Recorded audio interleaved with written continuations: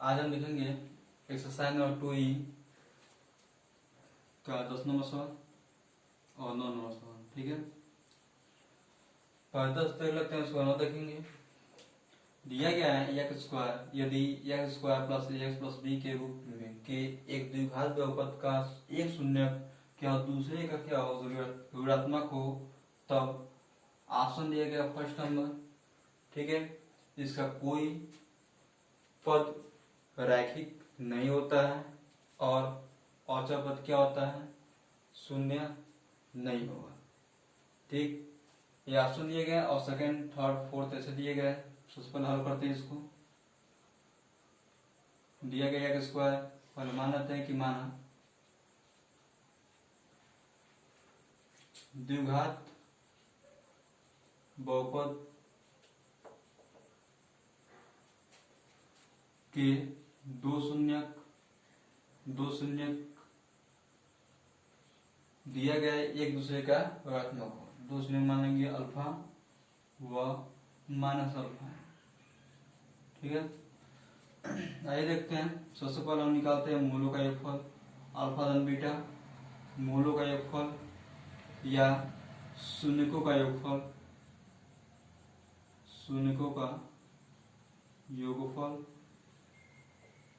इसका फार्मूला होता है आपका, इसको अल्फा धन बीटा भी कहते हैं, इक्वल टू होता है माइनस बी बाई ए, यानी कि एक्स का गुणा अपॉन क्या होता है, एक्स का गुणांक होता है।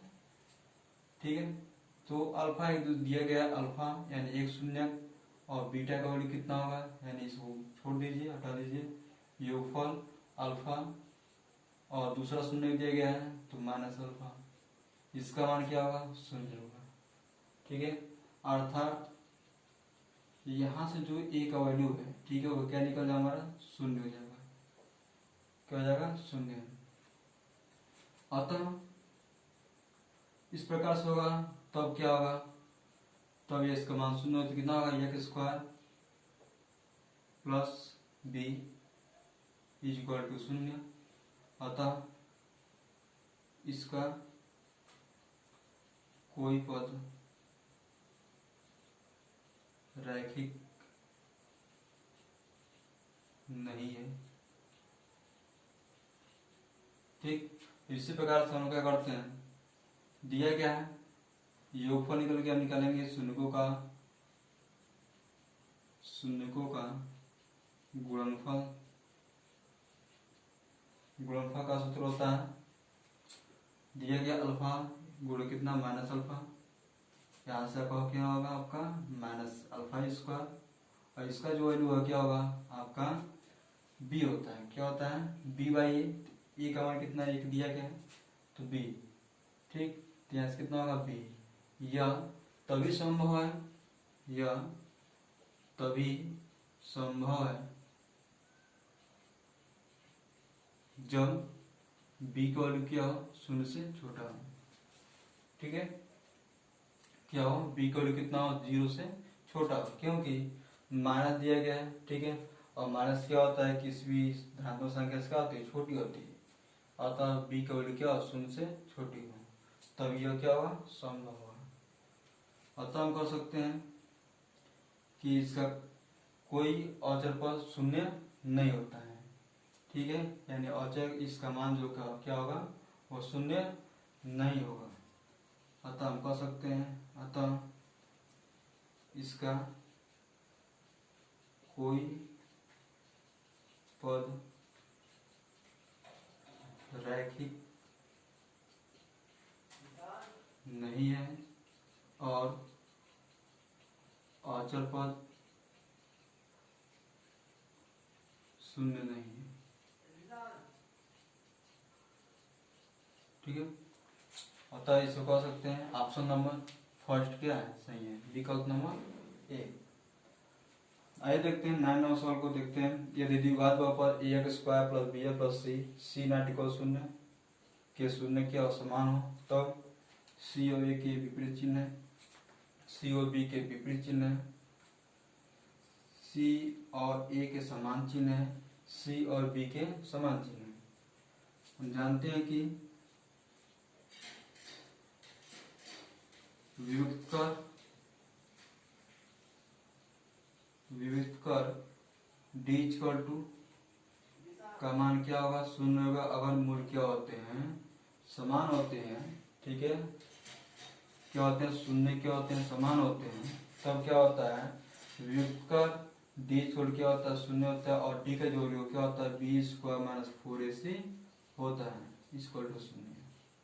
ठीक है, यहाँ से शून्य कब आएगा, जब बी का वैल्यू क्या हो, चाहे माइनस या प्लस हो, तो क्या होगा आपका प्लस ही में आंसर आएगा, -4ac। माइनस का होना जरूरी है क्योंकि इससे क्या कैंसिल होना चाहिए। ठीक है, गुणांक इसका और माइनस हो जाएगा, चाहे इसका हो जाएगा तो क्या होगा, वह प्लस में है और शून्य के बराबर नहीं होगा। तो सी और ए का मान क्या हो, अगर समान हो, ए भी ए का भी माइनस हो, सी का भी माइनस हो, या प्लस इसका मान इसका प्लस का वो भी मान हो, तब ही क्या होगा, यह शून्य के बराबर होगा। ठीक है, अतः यह क्या है, तभी संभव है।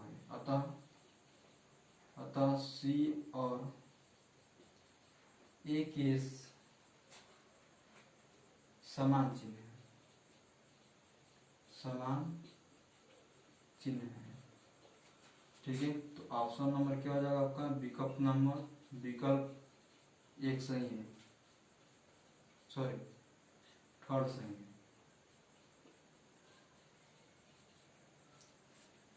ठीक है, इतना आप नोट करेंगे। ठीक है, आगे लास्ट सवाल रह जाएगा 11th नंबर।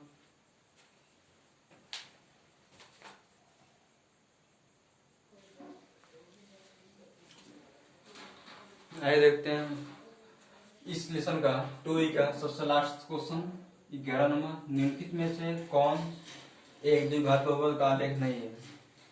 द्विघात बहुपद जानते हैं कि ऐसा बहुपद जिसमें चर x या y की घात क्या हो, दो घात हो, द्विघात बहुपद कहलाता है। ठीक है, फर्स्ट ऑप्शन आते हैं, इसमें ऑप्शन से मिलाएंगे कौन सा सही हो सकता है। द्विघात बहुपद का आलेख नहीं है, यानी द्विघात दो घात वाला बहुपद नहीं है। हम जानते हैं x अक्ष है या कौन सा है, y अक्ष है।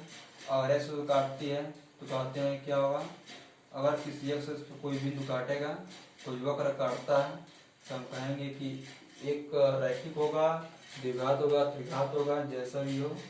ठीक है, यहाँ देख रहे हैं कि x अक्ष पे कोई टच नहीं है, यानी क्या है, शून्य बहुपद है। ये ऑप्शन क्या होगा, गलत होगा।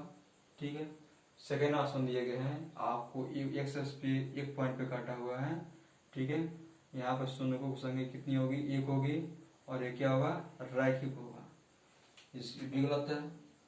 तीसरा ऑप्शन दिए गए हैं आपके, एक्स पे कितने पॉइंट को काटा है, वक्र दो पॉइंट पे काटा है।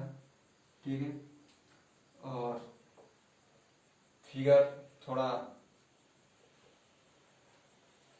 बेकार बना होगा, हम जानते हैं, फिगर हमको बनाना नहीं आता है।